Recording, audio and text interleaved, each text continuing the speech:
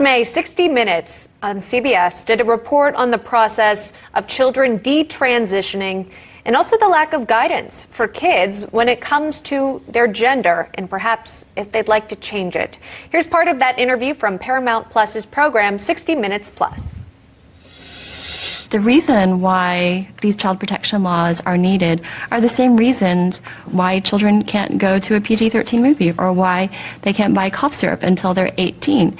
If they can't buy cough syrup, why are we allowing them to be injected with massive doses of hormones?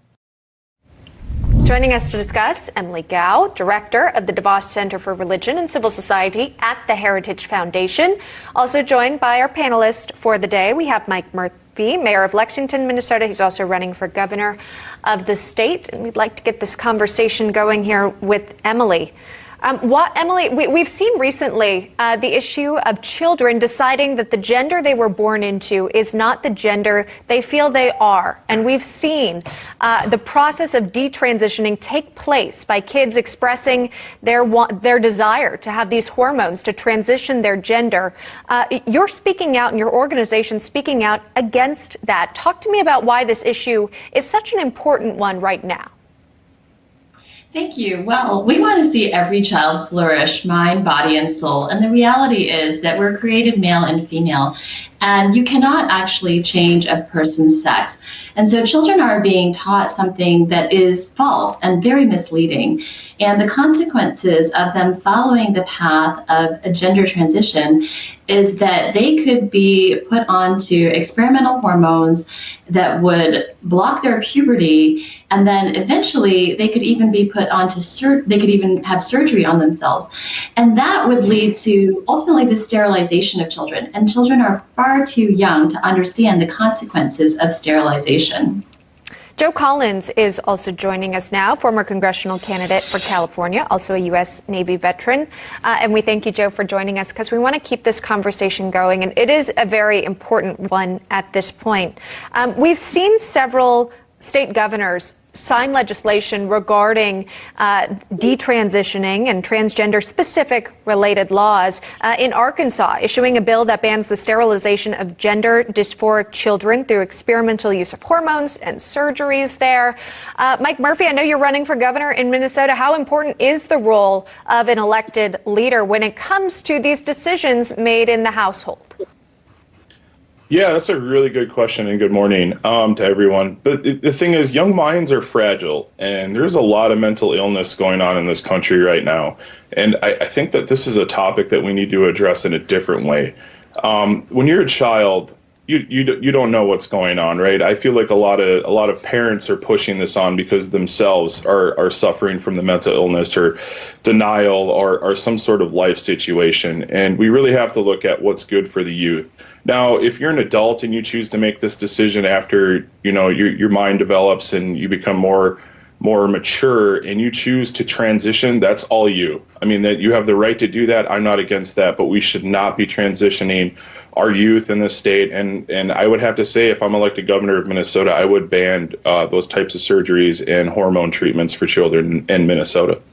And Emily, does it really have to do with the age at which some of these children begin the transition process? Have you heard from people who've undergone the transition process or at least started it and had regrets, like those detransitioners that we heard from in the 60 Minutes piece? Absolutely. We hear from detransitioners all of the time. We posted several events at Heritage highlighting detransitioners' voices. And it's important for Americans to understand that in the United Kingdom, the High Court has recently put a limit on children under 16. They cannot give informed consent to receive these experimental uses of hormones. And if the United Kingdom and also now Finland and Sweden have followed suit, are limiting the use of hormones on children to treat gender dysphoria, then the U.S. should be taking a closer look at how we are seeking to protect children's bodies.